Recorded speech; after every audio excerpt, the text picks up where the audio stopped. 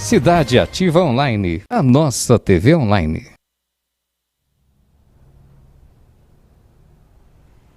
Muito boa noite a todos que nos seguem, que nos assistem, sob o patrocínio da RB Marketing Jurídico e Político. Está no ar mais um programa Direito do Povo. Eu queria iniciar o programa de hoje respondendo a pergunta da dona Isilda, que questionou no finalzinho do programa passado e não deu tempo da gente responder no ar. A dúvida da dona Isilda é a seguinte: ela foi casada, ou melhor, ela teve uma união estável com o ex-marido, enfim, tem 2 filhos, e eles se separaram. O marido, por razões de trabalho, foi morar em outro estado. Paga pensão, tudo certinho e tal. E ela estava perguntando no programa passado se ela precisa obter na justiça a guarda dos seus filhos, que são menores de idade. Crianças mesmo. Um filho tem 2 anos, o outro tem 6 anos. E ela estava perguntando se ela precisaria tirar a guarda, porque falam para ela que ela precisaria ir num juiz. A história dela é bem essa, quer dizer, eu precisaria ir num juiz pedir a guarda dos meus filhos. Olha, dona Isilda, vai depender se a senhora pretende viajar para fora do estado ou para fora do país, ou viajar de avião. Se a senhora tem alguma pretensão desse tipo. Se a senhora, por exemplo, for viajar de avião, certamente, antes do embarque, vão perguntar se a senhora tem a guarda das crianças. Por quê? Porque, em regra, as crianças não podem viajar sem a anuência do pai, para fora do país, por exemplo, né? Agora, muito raramente vão te pedir a guarda, basta que a senhora tenha na bolsa, ou quando for viajar, ou quando estiver se locomovendo com seus filhos, coloca na bolsa uma cópia, pode ser dessas cópias reduzidas, desde que autenticada aí por um cartório, né? Da certidão de nascimento dos seus filhos, provando que a senhora é mãe deles, né? Ou providencia...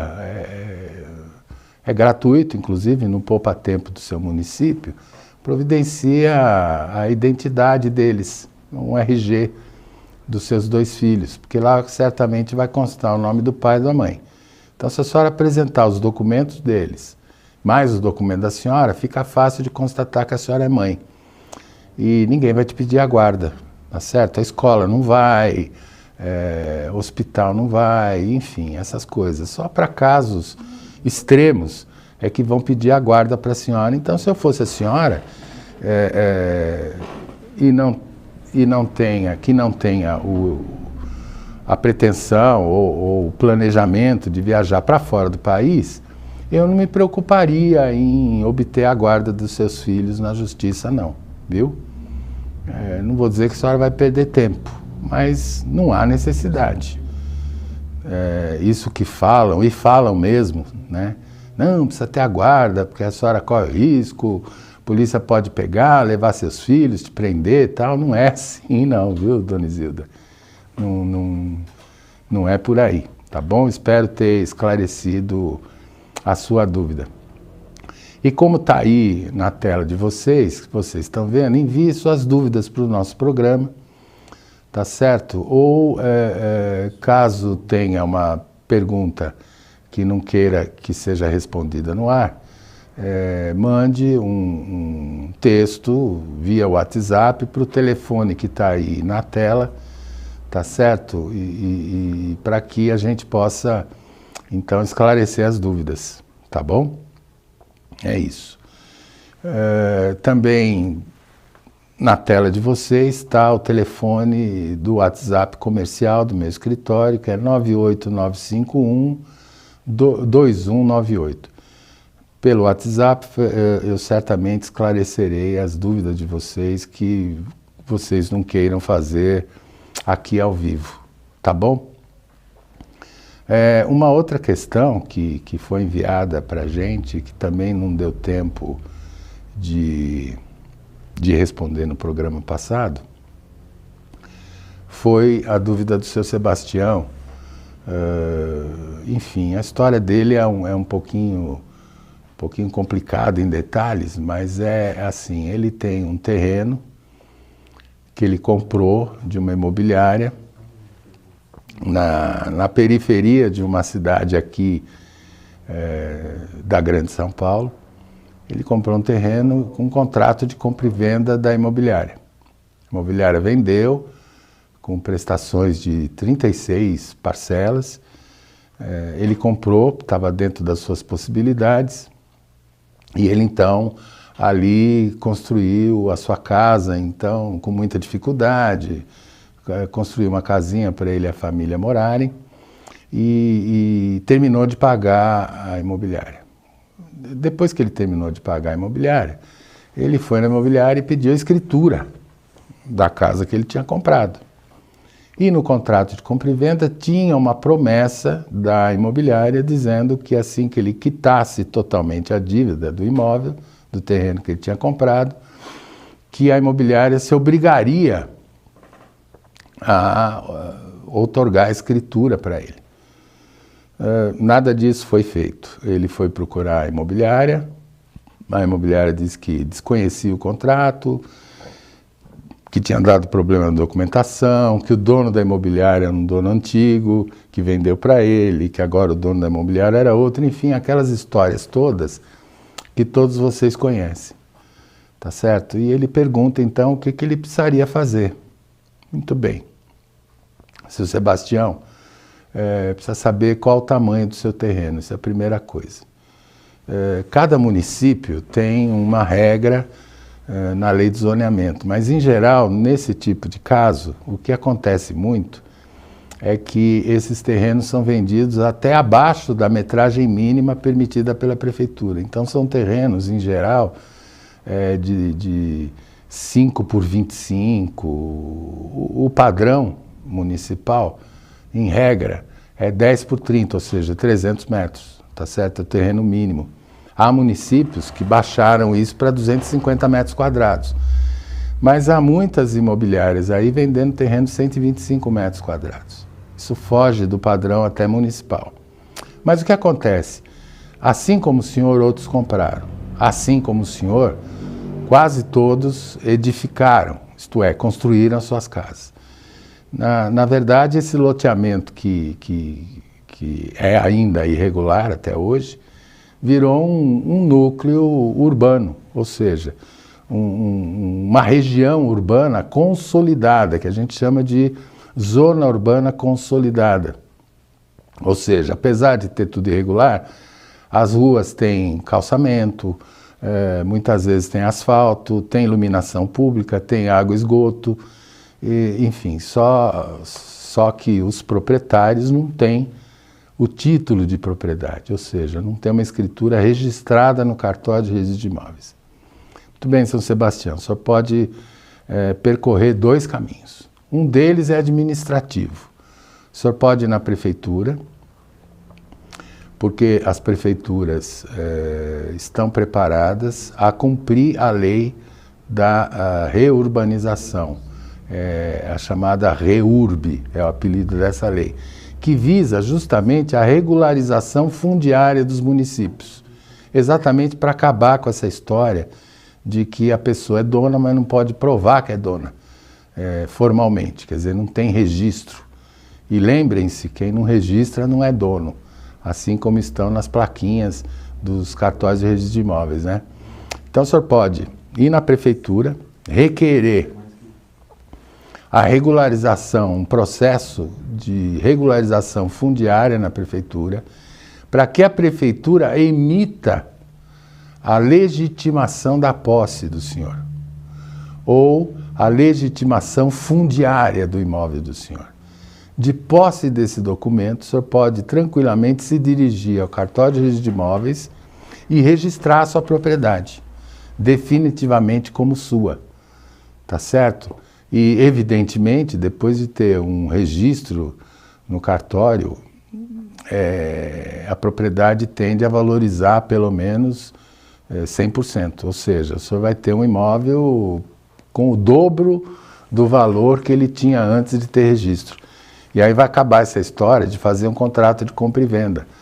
Contrato guardado em gaveta, com assinatura, ainda que tenha firma reconhecida, enfim, é um papel, né? Enquanto que um registro no cartório de registro de imóveis é um registro que você pode tirar a certidão lá a todo momento. Mesmo que perca o seu documento, vai lá, o cartório tem. Tá certo? Espero ter esclarecido o senhor, seu Sebastião. Índia procura Aline. Boa noite. Boa noite, Índia. Boa noite mesmo. Já não é a primeira vez que eu vejo o teu nome aqui. Muito obrigado. Mário Barros. Boa noite, senhor Dr. Paulo Bonadies. Como está? Abraços. Estou muito bem, Barros. Agora melhor que você lembrou da gente e mandou aí o seu boa noite. Tá bom? Hã? De Angola. Ah, Mário Barros, de Angola. É verdade. Mário Barros é aí, como eu disse no programa passado, uma figura muito importante lá em Angola. Muito importante. Faz parte da política, da direção do país. É um empresário bastante famoso e muito competente, pelo que eu soube. Beijos de Paulo, não perco uma só programação. Em Budas Artes, Débora Costa. Obrigado, Débora. Espero que você continue nos assistindo. Espero estar esclarecendo as dúvidas de todos que nos procuram a contento. Muito obrigado pela sua presença no nosso programa, viu, Débora? Também não é a primeira vez. Obrigado aí pela lembrança. Ótima noite, Dr. Paulo, parabéns pela programação. O que é preciso para conseguir o uso capião do terreno? Olha, seu Bruno, o uso capião de um terreno é um processo judicial. Ele tem alguns requisitos. Se o seu terreno tiver determinadas características, como metragem pequena, como ser de um centro urbano consolidado, fazer parte da zona urbana do município, e tiver até, se não me falha a memória, 250 metros quadrados, o senhor tem que esperar 5 anos de posse e requerer o uso capião urbano. Então o senhor só precisa provar que está no imóvel, na posse do imóvel, de forma mansa e pacífica, ou seja, sem discutir a posse com ninguém, tá certo? Que a posse do senhor é justa, então seria bom que o senhor tivesse um contrato de compra e venda, a exemplo dos contratos de compra e venda que eu estava falando agora há pouco, e que esteja no imóvel por 5 anos ininterrupto, tá certo? O senhor vai precisar fazer um croquis desse terreno, não precisa ser por engenheiro, a lei permite que se faça um croquis simples, então o senhor vai desenhar, evidentemente pedir para alguém que seja técnico fazer isso, desenhar o croquis do terreno e pelo menos a planta baixa do imóvel que o senhor construiu nesse terreno, tá certo? Também vai precisar de uma declaração de confrontante. O que é isso? Vai pedir uma declaração para os seus vizinhos do lado direito, do lado esquerdo e nos fundos, para que eles declarem que conhecem o senhor e que eles podem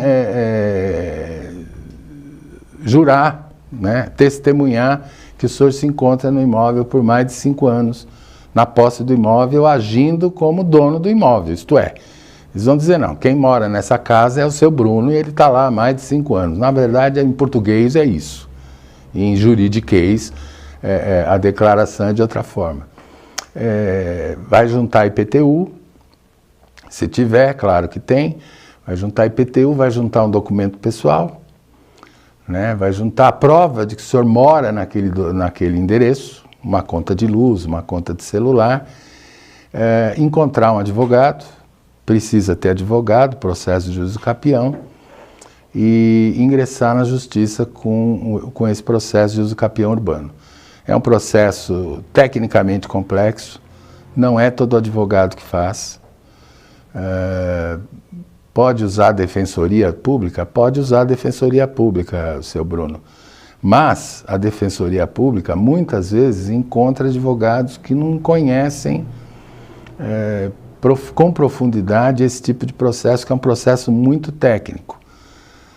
Não é simples, é um processo que costuma demorar aí, no mínimo 2 anos de andamento, mas com certeza o juiz declara ao senhor que qual é o resultado desse processo. O juiz declara por sentença que o senhor está na posse justa nesse imóvel, no tempo requerido por lei, e determina ao cartório de registro de imóveis que faça uma matrícula nova para o seu imóvel. É o que a gente chama tecnicamente de aquisição originária da propriedade. Para o território nacional, perante a União Brasileira, o senhor será o primeiro e único proprietário daquele pedaço de chão do solo brasileiro. Por isso, a aquisição originária de propriedade, ou seja, o primeiro dono daquele imóvel, daquele terreno de 250 metros, vamos supor, é do seu Bruno, tá certo? Se o senhor vender para outro, aí o cartório de imóvel vai dizer, o imóvel que era do Bruno passou a ser do José, do João, enfim, essas coisas. É um processo bastante complexo. Eu indicaria ao senhor que procure um advogado da sua confiança ou nos procure, tá certo? Manda o WhatsApp aí para o meu escritório que eu vou indicar alguma coisa para o senhor, tá bom? Valdir Soledade, boa noite. Boa noite, Valdir. Muito obrigado aí pela sua presença mais uma vez nos assistindo. Doutor Paulo, eu tenho a guarda da minha sobrinha. Agora a mãe quer tirar ela de mim, o que fazer? Bom, Índia, se a senhora tem a guarda da sobrinha, precisa ver a que título o juiz deu a guarda da sua sobrinha para a senhora. Pode ser uma guarda provisória, pode ser uma guarda definitiva. De qualquer forma, se a senhora tem a guarda da sua sobrinha, significa que ou a mãe não tinha qualquer condição de cuidar da sua filha, e por isso a guarda ficou com a senhora, ou a mãe, enfim, estava doente, e qualquer coisa do gênero. Não é bem assim. A mãe, não, devolve que a filha é minha. Não é assim. A mãe vai ter que ir na justiça, pedir ao juiz que quer a filha de volta, que quer a guarda da sua filha de volta, e justificar por que não tinha a guarda dela antes e por que quer a guarda dela agora. E tem que provar, entre outras coisas, que tem condições de criar a filha, que tem condições de promover não só a subsistência da filha, mas ter onde morar, a filha teria onde estudar, enfim, qual o conforto e qual o amparo psicológico e familiar que a senhora pode dar, que ela pode dar para a filha atualmente. Não é fácil mudar a guarda, não. Ela vai ter que justificar bem. Tá certo? Então, a senhora fique tranquila, porque não é simples. E se ela for lá e dizer, não, eu quero, porque eu tenho direito, que eu sou a mãe, sem ordem do juiz, ela não pode pegar a sua sobrinha, tá bom? Se ela insistir, pode chamar a polícia. Tem a guarda definitiva. Então, Índia, se a senhora tem a guarda definitiva, nem se preocupe, tá certo? É problema da mãe ir na justiça e tentar tirar essa guarda definitiva da senhora.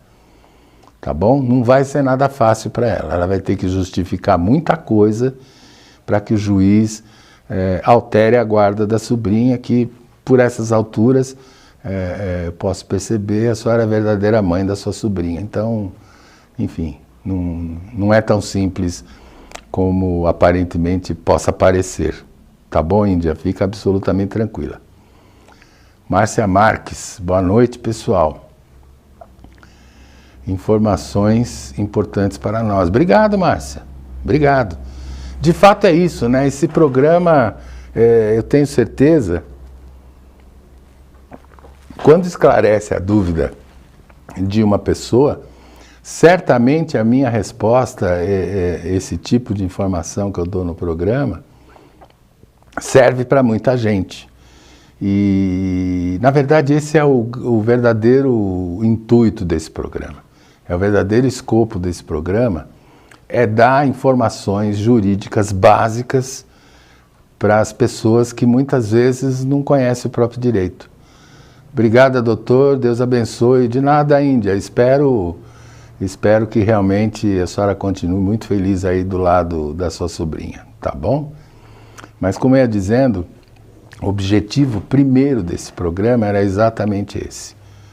Né? O dono da TV, o CEO da TV Online, da Cidade Ativa, me procurou fazendo essa proposta. Paulo, eu percebo que muita gente tem dúvidas simples e não sabe o que fazer, muitas vezes não tem dinheiro para procurar um advogado, tem vergonha de perguntar, não sabe que pode ir numa defensoria pública, muitas vezes procura até ir numa defensoria pública, aí vem os primeiros obstáculos. Primeiro vai ter que se inscrever, segundo vai ter que ir até a sede da defensoria pública, normalmente nos municípios menores que fazem parte da Grande São Paulo, a defensoria pública é praticada e feita pela seção da OAB, que é a Ordem dos Advogados do Brasil, naquele município. Então a pessoa vai lá, pega uma senha, fica aguardando e vai se encontrar com o advogado que vai atendê-la absolutamente de graça. Vai aconselhá-la, vai dar conselhos, vai ensinar, vai dizer o que tem, o que não tem direito. Muitas vezes não precisa de processo, vai lá na defensoria e procura a defensoria pública para esclarecer dúvidas que podem ser esclarecidas aqui, como nós estamos fazendo nesse momento. Tá certo? Então, justamente por isso nasceu a ideia desse programa.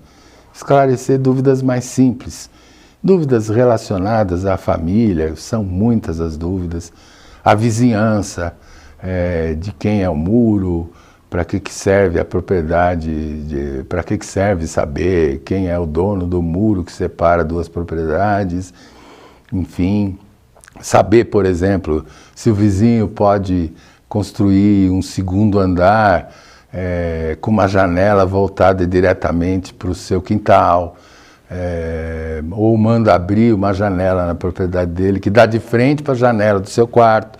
Esse tipo de coisa incomoda muita gente, parece brincadeira, mas não é não, viu? Não sei se vocês sabem, por exemplo, que eu já vi construções de prédios serem desaprovadas e serem embargadas porque retira todo o sol, né, da propriedade vizinha, por exemplo. Lúcia Muso, muito obrigado, Lúcia. Boa noite para você também. Abraço para a senhora. Muito obrigado por continuar assistindo o nosso programa, viu? Deus te abençoe. Toda semana é um recado aqui bastante carinhoso da dona Lúcia. Stephanie Pereira, boa noite, doutor Paulo. Estamos divulgando aqui em Portugal. Obrigado, Stephanie. Já te vi aqui no nosso programa algumas vezes, já. Muito obrigado mesmo pela presença, por estar nos assistindo. Gosto muito de Portugal, tenho amigos que são advogados aí em Portugal. Uma advogada parceira nossa aqui no Brasil, trabalha em Portugal, é advogada em Portugal e advogada aqui no Brasil. É bem legal saber que tem gente nos assistindo aí em Portugal. Dr. Paulo Bonadies, passando conhecimento que o povo precisa. Obrigado, Traves. Traves também é nosso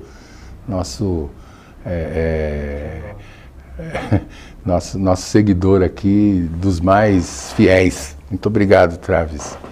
Obrigado mesmo por nos acompanhar, tá bom? Mas enfim, como eu estava dizendo, essa questão de vizinhança dá muito problema mesmo, viu? Essa história, por exemplo, de o vizinho construir uma janela do lado, voltada para a janela do quarto da casa vizinha. Muitas vezes é comum a gente se deparar com um vizinho olhando para dentro da nossa casa. É proibido? Mais ou menos. É proibido ter a janela? Não. Mas é proibido ficar olhando, ficar espiando, a invasão de privacidade, né? Tem gente que tira foto de quintal, onde tem, muitas vezes, a família lá tomando sol, fazendo um churrasco, as mulheres de biquíni e tal, e tem um gaiato qualquer vizinho, tirando foto, filmando, né? Com que objetivo a gente não sabe, mas coisa boa não deve passar pela cabeça dele. Isso é invasão de privacidade, isso é muito sério. E também precisa saber isso, quer dizer, se quando comprou a casa já tinha uma casa com janela, com vista para o teu imóvel, é uma coisa. Agora, o vizinho construir, né, e fazer uma janela voltada de frente para a janela de um quarto da sua propriedade, aí o senhor pode ir na justiça imediatamente e entrar com uma ação cujo nome é quase um palavrão, chama-se nunciação de obra nova. Ou seja, a notícia para o juiz de que o vizinho está fazendo uma obra nova que é ilegal, de alguma maneira, ou por invadir tua privacidade, ou por comprometer a estrutura do teu imóvel. Também isso ocorre muito, viu? Ellen Soares, boa noite, doutor Paulo. No caso de separação, pode-se manter o sobrenome do cônjuge? Pode, é optativo. Para a mulher, Ellen, é absolutamente optativo, viu? Que a senhora continue a usar o sobrenome do seu marido. Até porque dá bastante trabalho mudar todos os documentos que a senhora alterou depois de ter casado. E dá mais trabalho ainda se a senhora mudar o seu nome e tiver filhos, né? Imagina a senhora tá com a criança do lado, a criança tem um sobrenome, vai ver, a senhora mostra a identidade, o sobrenome da senhora não consta, né, no nome da criança. Muitas vezes tem que passar alguns minutos dando explicação. É absolutamente optativo. Eu conheço alguns raros casos em que o marido ou ex-marido exige na justiça que a mulher não use mais, não utilize mais o seu sobrenome, o nome de sua família. Isso é muito pouco comum na justiça brasileira, mas eu já vi casos assim. Então, Ellen, se o teu ex-marido não está te obrigando ou não está pedindo judicialmente para que a senhora pare de usar o nome dele, a senhora pode continuar usando. Dá menos trabalho, viu? Até porque tirar toda a documentação de novo é um parto, né? Com a burocracia que nós temos, é um parto. Vai perder bastante tempo. Então, fica tranquila, viu, Ellen? Fica bem tranquila mesmo. Não se preocupa, não. Essa questão do nome é esquisita, né? Gente, vamos, então, me falando aqui no ponto, no ponto eletrônico aqui, estão me avisando que eu preciso dar espaço para os nossos patrocinadores. Tá bom? Até já, gente.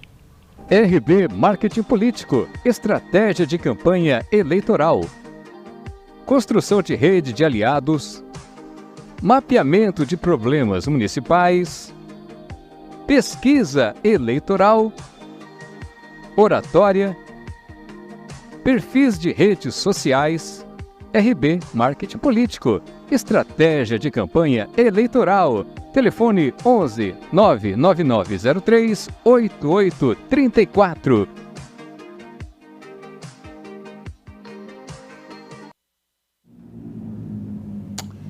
Estamos de volta aqui com o nosso programa Direito do Povo, sob o patrocínio da RB Marketing Político, que é quem nos patrocina, quem nos mantém aqui em nosso programa, tá bom?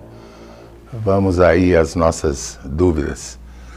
Luciano da Silva, boa noite, doutor Paulo, e boa noite a todos, que Deus abençoe todos nós, forte abraço. Muito obrigado, Luciano, muito obrigado. Que abençoe a todos nós, viu? Muito obrigado mesmo. Vamos lá, parece que tem mais pergunta no gancho aí, o pessoal do estúdio está preparando ainda. Vamos ver. É difícil, né, gente? Porque eu fico aqui com a obrigação de ficar falando para vocês sem parar e às vezes quando atrasa a pergunta aqui para que eu veja a pergunta, porque eu estou vendo aqui na tela junto com vocês, às vezes atrasa um pouquinho, a gente se atrapalha um pouco, né? E aí fica um negócio meio esquisito aqui no ar, né? Porque eu fico falando aqui aos borbotões e a pergunta não vem. Vamos lá. Boa noite, doutor. Sou deficiente auditivo, tenho algumas limitações também. E poderia me tirar uma dúvida? Tenho uma filha de 14 anos e ela mora no Paraná e eu em São Paulo. Eu e a mãe dela temos a guarda compartilhada, porém, por causa da distância, não consigo acompanhar essa guarda compartilhada. Eu poderia passar para a guarda unilateral, passando essa guarda para a genitora. Ela também mudou de estado e não me comunicou. Ela também pratica alienação parental com a menina. Como posso resolver a situação? Poderia me responder, por favor? Bom, Luciano, posso responder sim. É uma situação bastante complexa, não é fácil responder, mas vamos por partes. Muito bem. Primeiro assim, o que é guarda compartilhada? A guarda compartilhada é mãe e pai dividindo as opiniões do que seja melhor para os seus filhos. Em que escola vai estudar, o que vai fazer no final de semana, com quem vai andar, quais os conselhos. Isso é feito de forma compartilhada, muitas vezes pelos dois pais ao mesmo tempo. Nada impede. Guarda compartilhada não significa também que a criança tenha que morar necessariamente um dia com um dia com outro, uma semana com outro, enfim, fazer uma misturada toda, não. Não é por aí. Guarda compartilhada é realmente tomarem, o casal, pai e mãe, tomarem decisões acerca da vida dos filhos de forma absolutamente comum. Isto é, compartilhadamente, de acordo com o que fazer, para que os filhos não escutem a opinião do pai, que é A, e a opinião da mãe, que é B. Muito bem. Então, a guarda compartilhada, a partir do momento que ela muda de estado, ela deixa de ser compartilhada. Tá certo? Então, a guarda já não é mais compartilhada. O senhor não precisa mudar para a guarda definitiva em nome da mãe. A guarda tá com a mãe. E não é mais compartilhada porque o senhor mora no outro estado, afinal. Quanto à alienação parental, é muito comum os pais dizerem que as mães estão fazendo alienação parental contra ele. O que é alienação parental, gente? Sabe aquela história da mãe que fica, teu pai fez isso, teu pai fez aquilo, teu pai não dá dinheiro, teu pai não paga nada, teu pai não contribui, teu pai não gosta de você, teu pai não quer ficar com você. Você vê, ele marcou para te ver aqui, para te buscar hoje, não veio, ele promete e não vem. Quer dizer, o certo seria dizer para o filho assim, olha, teu pai não veio porque está ocupado, porque está trabalhando, porque não pôde vir. Qualquer coisa do tipo. Mas enfim, a mãe fica realmente, vamos falar o português, fazendo a caveira do pai para os filhos, tentando botar na cabeça dos filhos que o pai não é boa pessoa, ou que o pai quer distância dos filhos, ou que o pai não gosta dos filhos, ou que o pai não quer simplesmente ver os filhos.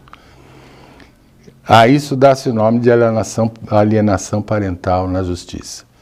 Para acabar com isso, a primeira coisa que o senhor precisa ter em mente é: isto é real? Ou a imaginação do senhor? Muitas vezes tem pai que acha que a mãe faz alienação parental e não é verdade. Outra coisa, o senhor precisa ter alguma prova, pelo menos um mínimo de prova, para acusar a mãe de fazer alienação parental. Porque se ela realmente estiver fazendo alienação parental contra o senhor, ela pode perder a guarda. Ela pode ser obrigada a entregar as crianças para o senhor cuidar, para o senhor ter a guarda. Então, a guarda parental, ela não é permitida pela legislação. O Estatuto da Criança e do Adolescente prevê alienação parental. O Código de Processo Civil prevê alienação parental, o Código Civil prevê alienação parental e toda a legislação condena a alienação parental. Mais do que isso, Os juízes são obrigados a tomar uma atitude bastante enérgica contra quem pratica alienação parental. E, normalmente, o destino disso é a mudança da guarda, desde que comprovada a alienação parental. Agora, casos de alienação parental são geralmente muito conturbados, são processos bastante conturbados. As crianças e o casal são acompanhados pelo Serviço de Psicologia e Assistência Social dos fóruns. Por exemplo, o senhor está aqui em São Paulo, ela está no Paraná. Muito bem. O senhor pode entrar com o processo aqui, o juiz daqui vai pedir para o juiz daí, de lá do Paraná, obrigar a mãe a passar pela avaliação do Serviço de Assistência Social e Psicologia do município em que ela está morando, para que os profissionais do fórum de lá do Paraná avaliem se efetivamente a sua ex-mulher está fazendo alienação, está praticando alienação parental contra os seus filhos. É muito conturbado, é bastante demorado. Agora, uma coisa eu posso afirmar para o senhor Luciano. O pessoal do fórum tem larga experiência disso. Tanto o Serviço de Assistência Social do fórum, como o Serviço de Psicologia do fórum, são profissionais que lidam com isso todos os dias. Muitas vezes, já me disse um profissional desse que com, às vezes, 10 minutos de conversa já sabe o que está acontecendo na família. Tá certo?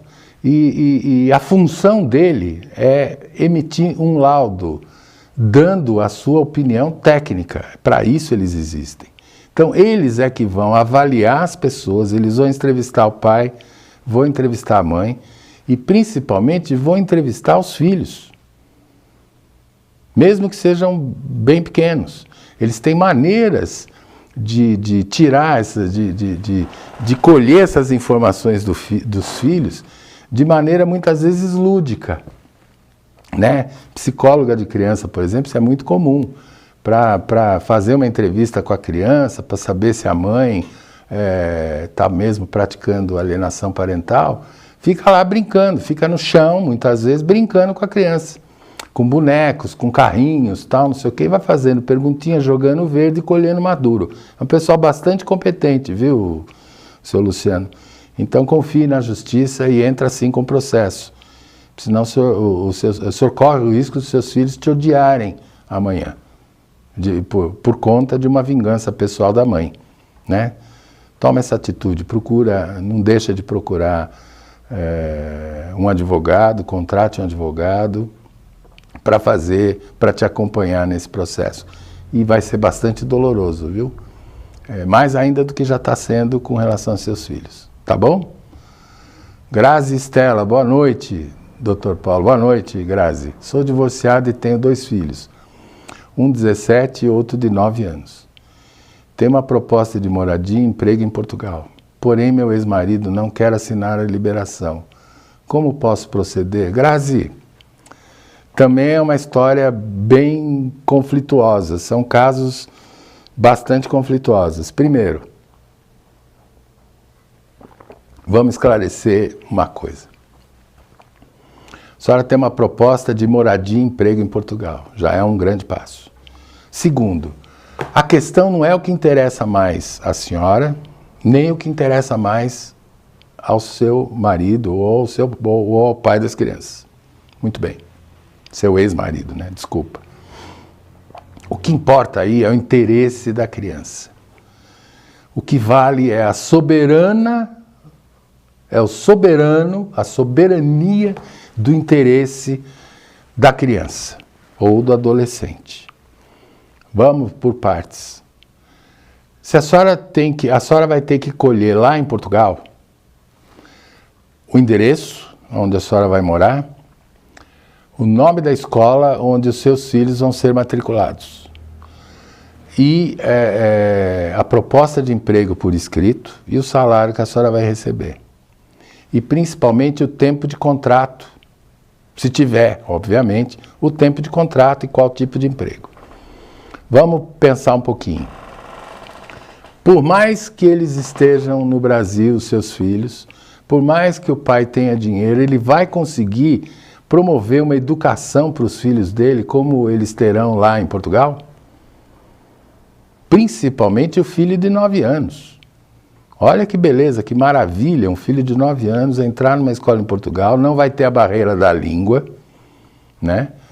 Vai ter umas poucas dificuldades aí com a história de Portugal, já vai entrar na escola sabendo ler e escrever, na mesma língua que o país que ele está, vai ter pela frente um país de primeiro mundo, vai poder andar na rua, vai poder ir para a escola sozinho, sem ninguém perturbá-lo ou correr risco de sequestro, coisa que vale.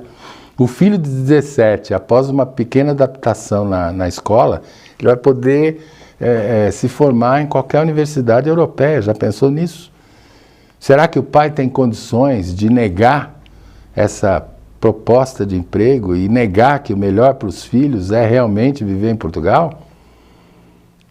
Acho que não.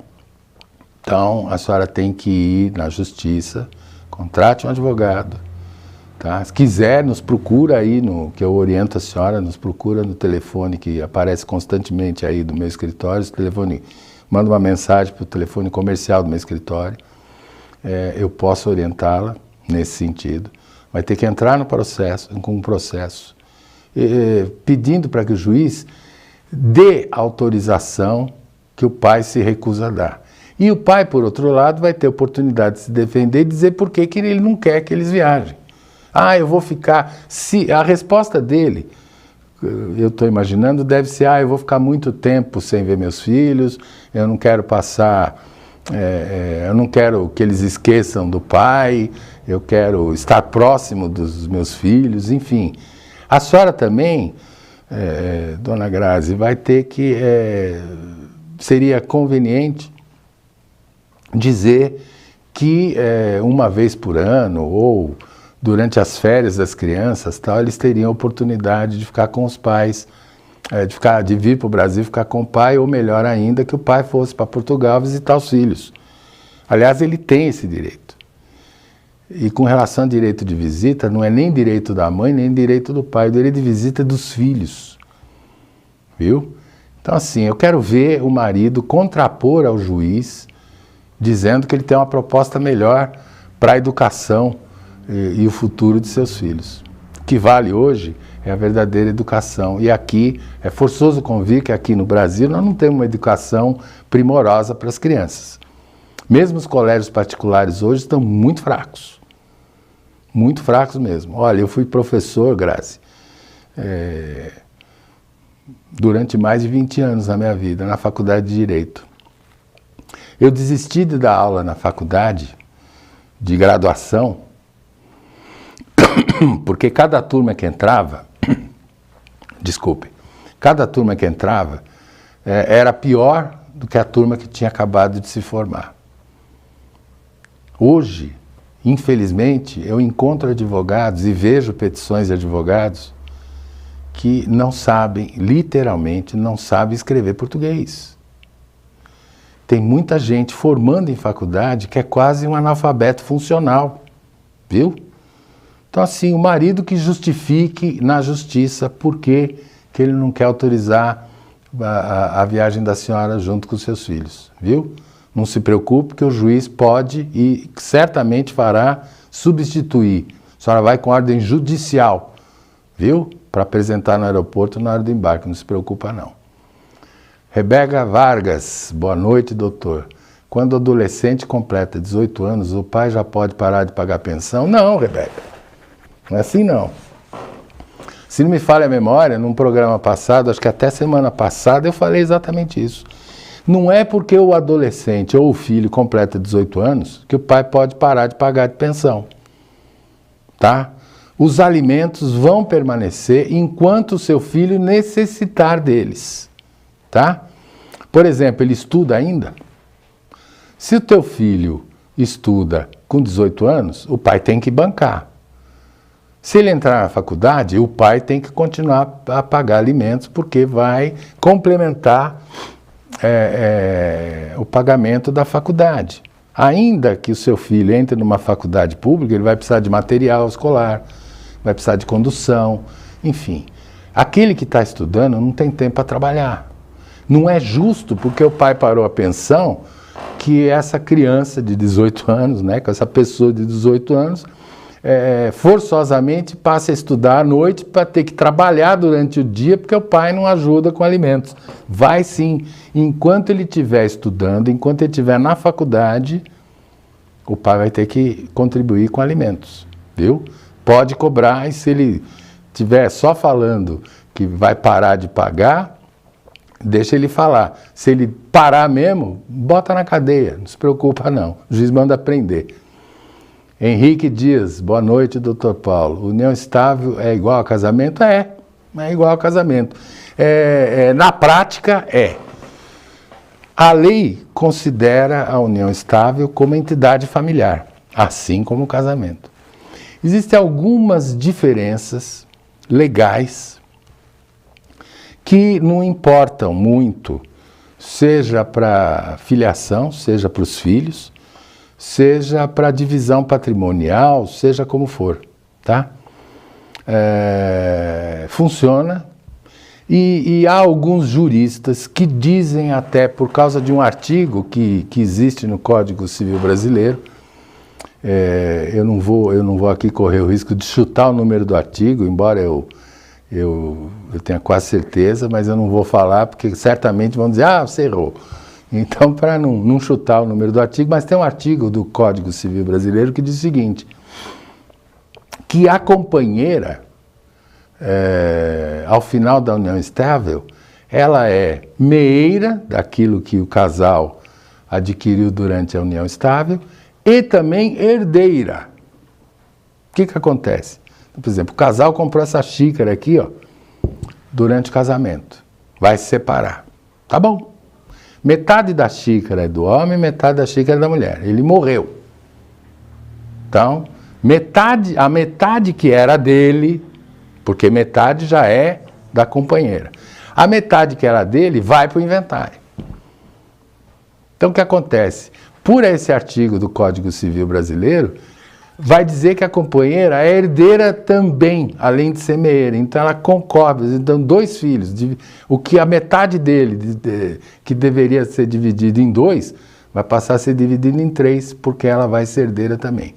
Esse artigo, os tribunais estão dizendo que não vale mais. Mas por causa desse artigo, há juristas que entendem que a companheira, eventualmente, tem mais direito do que a própria esposa. É uma besteira isso. Mas só para ilustrar que na prática união estável e casamento é a mesma coisa. Nicole Garcia, boa noite. É um imenso prazer estar assistindo pela primeira vez esse programa tão essencial. Gosto muito de aprender sobre direito. Obrigado, Nicole. Muito obrigado. Espero que você, se não for estudante de direito, que pense aí em fazer uma faculdade de Direito. De fato, é uma ciência muito bonita. Das ciências humanas que eu conheço, a ciência do direito é uma das mais bonitas. Doutora Ana Paula Bá, eu estou chamando de doutora porque conheço, uma excelente advogada, parceira nossa, sócia nossa, especializadíssima em cidadania, viu? Quem estiver pensando aí em ser cidadão português, italiano, alemão, húngaro, fala aí com a doutora Ana Paula Bach, que ela é especializada no assunto. Doutor Paulo, boa noite. Fale sobre pedido de exoneração de alimentos para os filhos. Há requisitos? Quando o alimentado trabalha, estuda, casou, tem filhos? Muito bem, é muita coisa, né? Obrigado pela pergunta, viu? Lá vai... Tá querendo me dar trabalho aqui. Provavelmente ela está cuidando de algum caso que tem isso e está aproveitando esse programa aqui para começar a me pedir conselho jurídico aí enfim, depois a gente racha esses honorários aí. Tá bom, doutora Ana? Mas assim, pedido de exoneração de alimentos para os filhos. Muitas vezes ocorre que o pai perde emprego. Ou o pai tinha um padrão de vida monetário muito alto. Digamos, ele era, sei lá, diretor de uma multinacional E hoje ele é diretor de uma empresa nacional, meio capenga aí e tal, enfim. Ele tinha um padrão de vida A, passou a ter um padrão de vida B ou C, coisas assim. Normalmente, o que ele costumava pagar de alimentos, é comum os juízes fixarem 30% dos rendimentos do pai, a verba alimentar na razão de 30% do salário, enfim, dos rendimentos do alimentante. Mas a situação dele mudou, isto é, o dinheiro que dava para ele alimentar o filho e sobrava bastante para ele, hoje não dá mais. Então tem que reajustar a pensão. Em determinados casos, dependendo do alimentado, por exemplo, o alimentado parou a faculdade, ou já se formou, ou largou a faculdade, o alimentado largou a faculdade e está trabalhando, né? O pai pode dizer, mas para que eu vou ficar alimentando um filho que largou a escola, ou que já se formou, entendeu? Ou que está trabalhando, ou seja, ele não precisa mais dos alimentos. Por que eu tenho que me desfazer de 30% dos meus rendimentos para dar na mão de um filho que, enfim, ou o contrário, o filho larga a faculdade, não trabalha, fica só por conta dos alimentos, fica bebendo, dando trabalho, enfim, esse tipo de coisa. O pai, quando tem justificativa, seja porque não tem mais dinheiro, comprovadamente perdeu emprego, está na miséria, sei lá, seja porque o filho não necessita mais dos alimentos, ele pode entrar na justiça com uma ação chamada de ação de exoneração de alimentos, tá certo? Quais os requisitos? A mudança da situação pessoal do filho, como aquela que a gente estava falando, maioridade, término da faculdade, emprego, coisas assim, ou a mudança financeira da situação do alimentante, tá certo? E a lei prevê isso. Os alimentos nunca são definitivos, não é? Se o pai prometeu para o filho uma pensão alimentícia, digamos, de 5 mil reais, vai ser para o resto da vida? Não. Vai ser até que ele tenha condições de pagar esses 5 mil, ou até que o filho não necessite mais desses 5 mil. Daí porque ele pode exonerar-se, né, dos alimentos. Jaqueline Gomes. Olá, boa noite, doutor Paulo. Ótimo programa. Abraços. Abraço para você, Jaqueline. Muito obrigado aí pela sua audiência, por estar assistindo o nosso programa. Toda semana manda aí um recadinho. Muito obrigado, viu? Como eu disse na semana passada, estou com saudade suas e de seus filhos. Tá bom? Prazer em vê-la. Eu que agradeço muito a sua presença. JJ, boa noite. Fui casado e na separação não teve separação de bens. Tenho uma casa e não tem escritura. E na época que eu me separei, o juiz não considerou que havia bens a ser devendo, e com um tempo de separação fiz união estável. E se no caso eu separar, ela terá direito à casa, que na época o juiz não fez separação de bens? Me tira essa dúvida. Bom, vamos lá. Pelo que eu entendi, JJ, você tinha uma casa, você foi casado, na separação não teve separação de bens, embora tivesse uma casa. Então, muito bem. O juiz errou feio, o juiz errou muito feio, dizendo que não considerou que havia bens a serem partilhados. Se havia uma casa, se eu estou correto, se eu interpretei errado, correto a sua pergunta, vocês tinham uma casa. Então metade da casa pertencia à sua mulher, metade da casa pertencia ao senhor.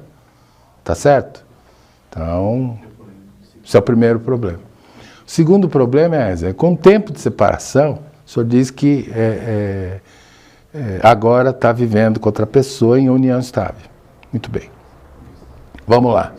A regra da união estável é a mesma do casamento. Vale dizer o seguinte: se o senhor está na mesma casa que o senhor tinha quando casado, e depois da separação e no início da união estável, o senhor já tinha essa casa e vocês estão morando nela, a sua companheira não tem direito a partilhar a casa, tá certo?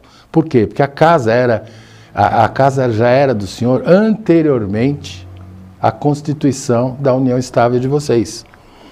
A regra é, tudo o que vocês adquiriram, compraram, né, de bens, móveis ou imóveis, após a união estável, ela tem direito em 50%. O que o senhor já tinha antes da união estável, ela não tem nenhum direito. Então, basta que o senhor guarde numa gaveta aí, caso o senhor pense em separar, ou quem já separou uma vez, tem que ter esse tipo de cuidado, porque sabe que a separação faz parte da dívida da vida de um casal, é uma hipótese sempre provável. Guarda aí prova de que o senhor já tinha essa casa antes. Não estou vivendo com a mesma pessoa que eu me separei, isso eu entendi. O senhor está em outra relação, em união estável, tá certo? É por isso que eu estou dizendo, guarda com o senhor provas de que o senhor já tinha a casa onde está vivendo com ela, quando começou essa relação. Tá? Ela não vai ter direito não, se o imóvel já era seu. Tá bom, Jota? Espero ter te esclarecido. Né? Se eu entendi certo. Obrigado pelas orientações, Deus te abençoe. Obrigado você, Luciano, por estar nos assistindo e por estar nos questionando. Gente, deu nosso horário, são quase 8 horas. Infelizmente hoje temos que nos despedir. As perguntas que Josefa Badu, olá, boa noite a todos do programa Cidade Online. Obrigado, boa noite para o senhor também. Mas como eu ia dizendo, já deu nosso horário. Boa noite, parabéns. Muito, muito informativo esse programa. Muito obrigado, Chiquinho de Alcântara, oficial. Parabéns você por estar nos assistindo e certamente o Chiquinho de Alcântara vai nos informar aqui de muitas coisas. É um cara que sabe bastante coisa. Estou vendo com a mesma pessoa, com a ex. Bom, Jota, então você nem se separou, né? Porque mesmo depois da separação oficial, se vocês continuarem a viver juntos ou voltar a viver juntos, o casamento ainda existe, tá bom? E ela tem direito sim a 50%, tá bom? Porque já tinha antes, lá na primeira separação, essa sentença que o juiz deu pode ter certeza que ela pode ser anulada ou nem levada em consideração no caso de uma nova separação. Tá bom, JJ? Gente, boa noite. Nosso horário já deu, infelizmente. As perguntas que não foram respondidas agora, nesse programa, nós vamos anotar e no programa que vem eu já inicio respondendo as perguntas que, enfim, por falta de tempo não puderam ser respondidas. Tá bom, gente? Boa noite. Agradeço imensamente a audiência que vocês estão nos dando. Para vocês terem uma ideia, nós já ultrapassamos, imagina, não tem de que JJ. Como eu ia dizendo aqui, para a informação de vocês e muito orgulho nosso, já ultrapassamos a casa de 1,5 milhão de pessoas assistindo o nosso programa. Isso nos enche de orgulho, nos enche de esperanças de que o objetivo desse programa, que é o de informar direitos básicos da população, que muitos desconhecem, vão sendo aos poucos esclarecidos. Espero estar contribuindo para isso, para a paz de vocês, para a tranquilidade de vocês, porque muitas vezes uma perguntinha que para a gente é muito simples responder, muitas vezes atormenta por demais a dívida de pessoas mais simples e menos informadas. Tá bom? Muito obrigado, doutora Ana, sucesso para a senhora também, e muito obrigado pela audiência de todos. Muito obrigado e até a semana que vem. E não esqueçam, sob o patrocínio da RB Marketing Político, eu me despeço dizendo que quarta-feira que vem, com certeza estaremos novamente juntos. Até lá, muito obrigado e boa noite a todos.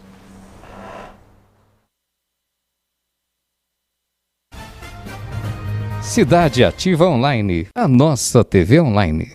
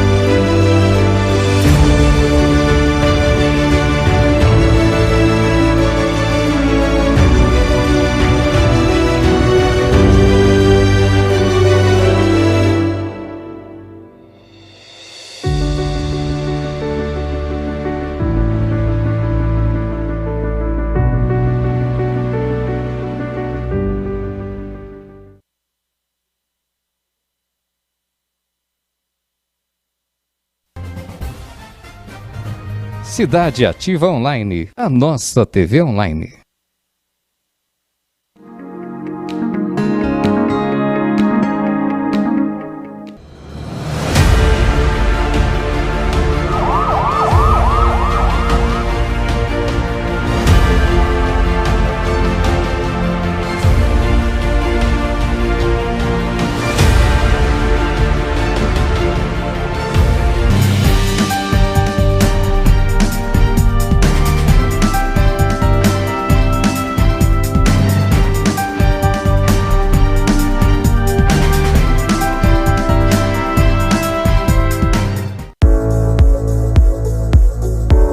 Meu nome é Paulo Bonadies, eu sou advogado militante há 43 anos. A grande maioria tem muito pouco.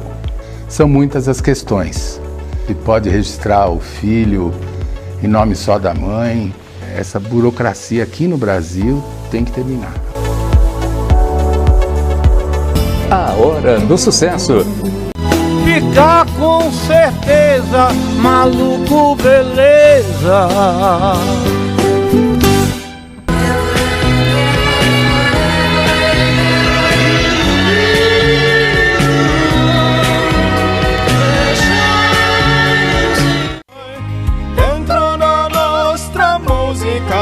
O credo tu sempre in noi, porque un geroneo.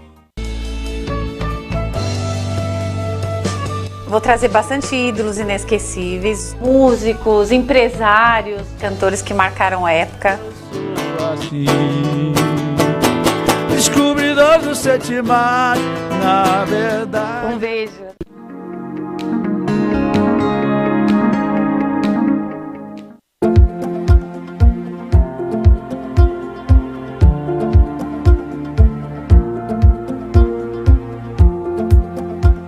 Somos Mais Angola, seu povo, sua cultura, só aqui na Cidade Ativa Online.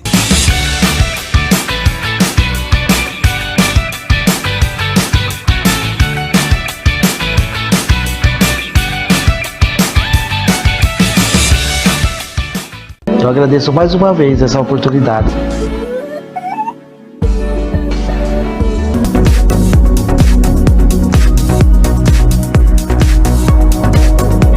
Porque hoje eu tenho um carinho dos meus filhos. Publico que estou grávida de novo. Nós estamos abandonados. O meu vizinho tomou até um tiro na perna. A gente tem que buscar os nossos direitos. É como um cavalo que tem dois donos que morre de fome. それでは来週の日曜日も皆様とこちらの方でシダ立場オンラインでお会いしましょう。皆様を心よりお待ちしております。ありがとうございます。よろしくお願いいたします。 Deus agita o mar, remove montanhas. Deus faz mais que isso para te ajudar. Às vezes o mar. Obrigado, que Deus abençoe. TV online.